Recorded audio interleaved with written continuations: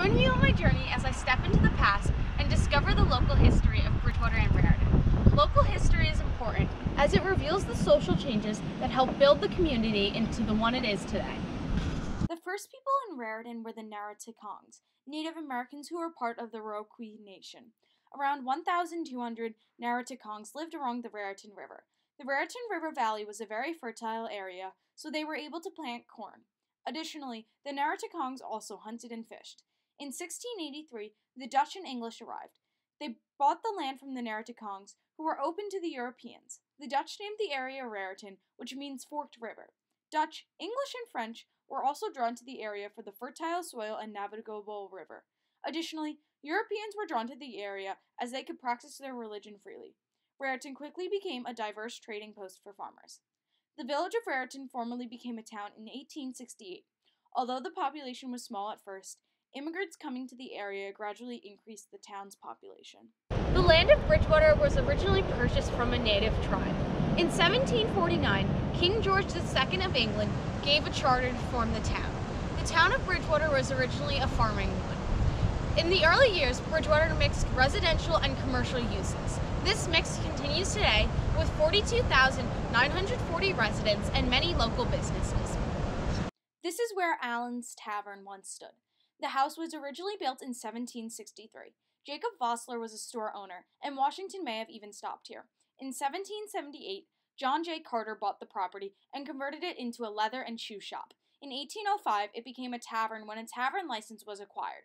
Allen's Tavern is now a private residence, but remains an example of how history lives among us in Bridgewater. This campground was an ideal place to set up camp, so much that Washington camped here twice. The Middlebrook Encampment was ideal, as it provided protection and lookout against the British. During the first Middlebrook Encampment, from May 28th to July 2nd, 1777, about 8,000 soldiers stayed here. General Washington made his headquarters right alongside the common soldier, and he stayed in a tent. The soldiers were stationed here to prevent General Howe from reaching the Delaware River. During the first Middlebrook Encampment, the Continental Congress decided on the flag for the United States. The flag had 13 red and white stripes, which represent the 13 colonies. The flag also had 13 stars against a blue background, which represents the new constellation of the United States. The first time the Continental Army flew this flag was at the Middlebrook Encampment. The second Middlebrook Encampment was during the winter of 1778 to 1779. During the 18th century, armies did not fight in the winter due to how difficult it was to move their men and equipment. This time, however, Washington stayed at a house in Somerset. The winter was hard, but not impossible. The men survived, but hunger was present. Here we are at the Phillip Van Horne House. During the time of the American Revolution, this house would be known to locals as Phil's Hill or Convolio Hill. Phillip Van Horne, New York merchant, and a father of 4 daughters. Let's take a look inside to learn more about him. Phillip's house was used for many reasons. During the Revolution, it served as headquarters for Generals Lincoln, Sterling, Lee, and Cornwallis. When Lord Sterling stayed at the Phillip Van Horne House during the Second Middlebrook Encampment, he set up beacons around Somerset County that could be used to alert other rebels of the oncoming British. Phillip served for both sides of the Revolution, as he had 4 eligible daughters to marry off. He wanted to ensure he could find husbands for them, so he stayed neutral in order to have more options. Since Phillip Van Horne served for both sides, George Washington ordered his arrest. However, after pledging for the rebel cause of the Revolution, he was let go. Phillip Van Horne was known for his lively manner and for being a host to many. Here we are at the Raritan Library. Before it was a library, this was the home of the Frelinghuysen family. From 1775 to 1992, the Frelinghuysen family lived here. It was the home of General John Frelinghuysen during the Revolutionary War. The house, which was donated in 1970 to Raritan by Peter Frelinghuysen, is an example of the architecture from the 1700s. It showcases the Gregorian architecture, which is the base of most houses in the 1700s. These houses are based on the symmetry of the Greeks and Romans that was revived during the Renaissance. Today, the library contains some of the original woodwork and doors as those that were seen in the 1700s. The library also showcases the community room about Raritan and the John Basilone room. Here we are at the Nevius Street Bridge. This bridge is the oldest truss bridge in Somerset County and was constructed by the Wrought Iron Bridge Company of Canton, Ohio in 1866. This was the first time that the Somerset County Board of Chosen Freeholders chose to have a civic engineer design a bridge. A civic engineer is a type of engineer who designs public works such as bridges and roads. Based on the bridge still standing today, we can say that the board made a good choice in deciding to employ a civic engineer. During World War I, many Raritan citizens enlisted in this conflict that will involve many of the world's powers at the time. The United States and the Allies will be victorious at the end of the war, but only after suffering major casualties. This war was originally called the Great War, as it was the greatest conflict known to mankind at the time. The term World War I will only be used after the Second World War in the 1940s. To thank Raritan citizens for their enlistment, the SS Nadir was dedicated to be used by the U.S. Army. Nadir is Raritan spelled backwards. Catherine Slattery launched the ship in 1921, and she was a Raritan citizen. This may look like a surprising place for an important event to happen, but on July 2nd, 1921, an important document was signed here. In 1921, this was the house of Senator John S. Franklin-Husen, relative of Frederick Franklin-Husen of the American Revolution.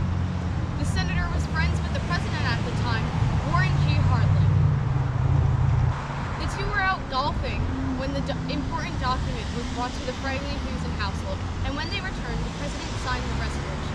The Knox-Porter Resolution officially ended the United States' involvement in World War I, which began in 1914. Although the fighting ended in 1918, the United States was technically still at war with Germany. The Knox-Porter Resolution ended the United States' involvement in the Great War. Peace was felt all over the world. In 1941, Raritan was home to a strong Italian-American community. Many of the citizens were recent immigrants who came to America to escape the hard economic conditions. Raritan was a town that was built on family and was relatively free of crime. Many of the people were related, and almost everything was in walking distance of each other. December 7, 1941. It was a sunny, cold Sunday in Raritan. Many people were getting ready to go to church. They only heard of the surprise attack by the Japanese of Pearl Harbor in Hawaii over the radio. This event will start the United States' involvement in World War II. 5 young men from Raritan were stationed at Pearl Harbor at the time. They all survived the surprise attack. After the attack, enlistments will surge in Raritan. Many young men will join right out of high school or even drop out to serve. 900 men and women will serve in the war, and 24 will perish trying to defend our country. One of these young men was John Basilone. John Basilone was a Raritan citizen. He served in the Marines in Guadalcanal, an island that the Americans had seized from the Japanese, who were attempting to build an airstrip there to land airplanes. On October 24, 1942, the Japanese attacked the Americans who were guarding the airstrip there. John Basilone led the Marines by allowing the Japanese to come close and then firing at them. However, the Japanese were unafraid to die and charged several times. Eventually, explosions took out the Wright machine guns. Basilone crawls through the jungle towards the Wright machine guns. As he tries to fix the machine guns, he takes out any Japanese soldiers who try and attack him. Basilone successfully fixes the Wright machine guns, and the battle continues on. However, the battle continued to only get harder as there were no backups coming and no water for the men. The Japanese will build up a wall with dead bodies, and John will send men over to knock it down. Basilone will use a pistol on any of the Japanese who try to sneak up on him. At around 3 a.m., the machine gun ammunition will run low. Basilone will run 100 yards through enemy fire and grab 6 cartridge belts that he will place on his back and return to the machine guns. After one of the machine guns is destroyed, John will take another off of the stand and shoot from the ground to get a better angle. The battle ends at sunrise. In February 1943, the Japanese will retreat from Guadalcanal. The battle that Basilone fought in was significant, as it is the first land battle on the Pacific Front.